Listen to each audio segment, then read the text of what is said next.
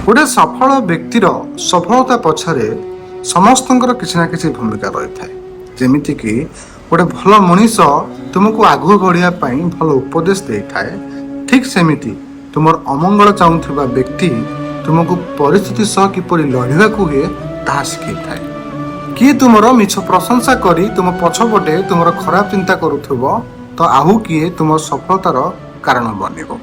जेमिति प्रभु श्रीरामचंद्र लंका जय पछरे हनुमान भूमिका अतुलनीय, किंतु जदि विभीषण रावणर मृत्यु रहस्य कही न थांते तेबे लंका जय करवा निश्चय असंभव।